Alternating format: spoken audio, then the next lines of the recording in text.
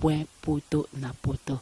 Nzambelanga Asungabino, Bokende Liboso. Ok, bonjour chers amis de Poto na Poto au Bolanda Bisso de partout, à partir à site Nabiso internet www.potonapoto.com. Merci beaucoup pour nous être vos fidèles. Naba élément nyonso autoropé Sabino.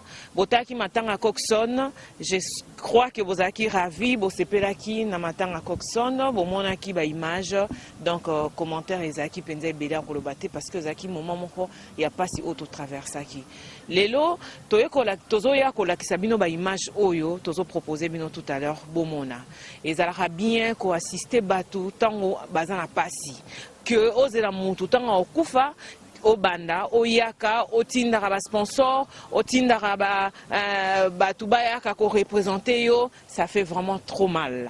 R muto na pas signé R yango na fo o assister les autres la sabino ba image o tokendaki Bisso également la presse chronique théâtrale et quelques membres il y a comité ANTPC aux Ezabongo Association nationale du théâtre populaire du Congo bazalaki représenté par quelques membres au Bazaliko Kamba association on a bakende ko rendre visite na maman Dita au Baza sérieusement malade dans l'hôpital général de Kinshasa ex mama Emo au Boyebi bien tozalaki wana biso nyonso président Bodo Ngalufaro président Masumu Saïsaïr Silpechanga Silabisalu et puis Loulé Mboudi, donc quelques membres oyo ya ba comédien oyo bazaki dispose wana pona ko rendre maman dit ta visite pe moyennant quelque chose à contribution na bango nde bakenda ki ko rendre visite yo pe mutota la biso de partout ozana posa ko assister mutu tangu nanu azana bomoi oliozela kia kufa donc numéro na biso ezawana obenga biso to kopesa ba précision ndenge nini oko atteindre membre moko ya bureau kuna NTPC pour faire part to soutenir mutu o azali kobela maman Nzita. C'est parti avec notre réalisateur o babengi bongo Daito na ba image auto proposer bien.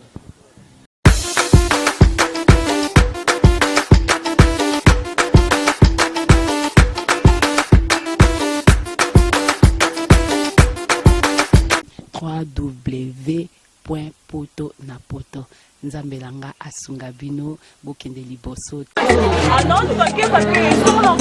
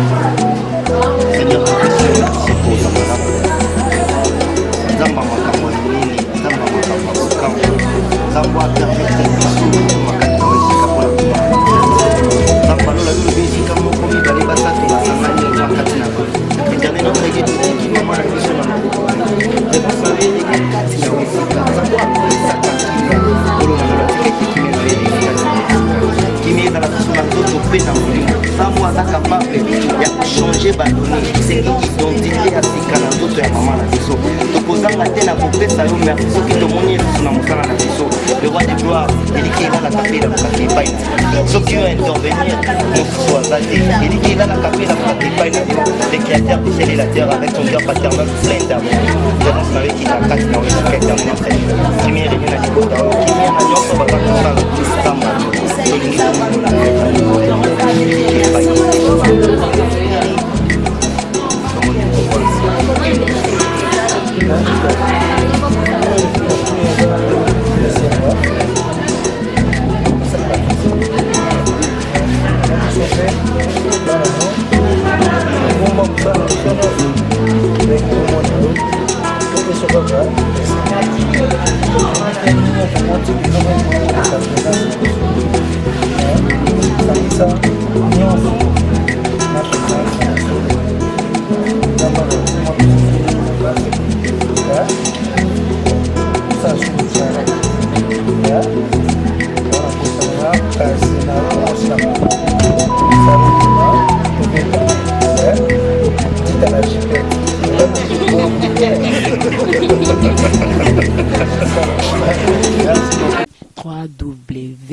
www.poto nzambelanga asunga bino bokende liboso.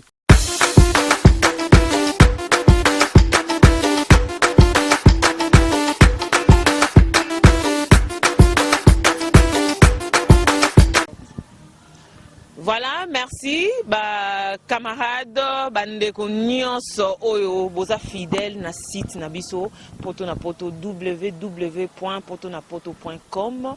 Merci beaucoup. Je crois que bomoni ba image à Maman Nzita accompagné na ba biso chronique théâtrale, accompagné na ba membre ya ANTPC oyo bazaki représenté par président Abango Masumu et les autres. Merci beaucoup. Maman Nzita za gravement malade, so boza posa ko assister quand vraiment monté maté parce que là encore vivante tu peux le faire au lieu que zela tango kufa nde oyambango to préféré oyata wazana na bomoy. Le numéro est affiché benga biso to ko kotisa yo en contact direct na ba membre ya NTPC o bazali ba kambi o bazo kamba à NTPC to ko kotisa po na lisungi na o eko ça bien. Merci beaucoup na équipe ya poto na poto. Merci beaucoup na nous na mojalisi o ba benga ka mojalisi la mine d'Ovo dans mon continent mon boss. Merci beaucoup na privilège au salle Nadine Mambourou NM la Cléopâtre na Katia poto na poto. Merci à mon cordon direct Adam Luzolo, merci beaucoup. Merci à Montréal Daito. Merci à mon réalisateur Yendazo réalisé son akin déjà Daito Simpi. Merci beaucoup. Namoni Djibril, Namoni Deti, Namoni Pena El Potokuna Sage Dauphin, Goffin Sage. Merci beaucoup Goffin Sage. Merci beaucoup à toi Beauté Image. Merci beaucoup. Merci na Kedos Kenzo à partir de Suisse.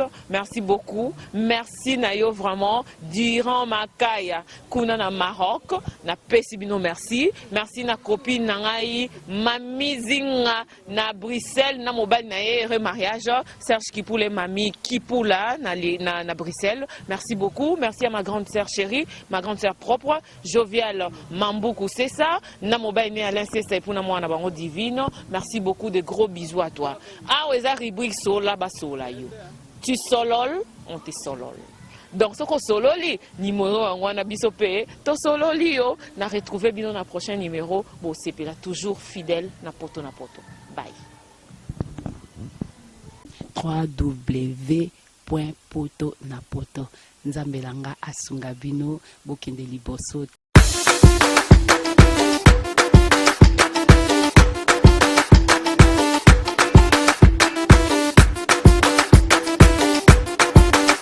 www.potonapoto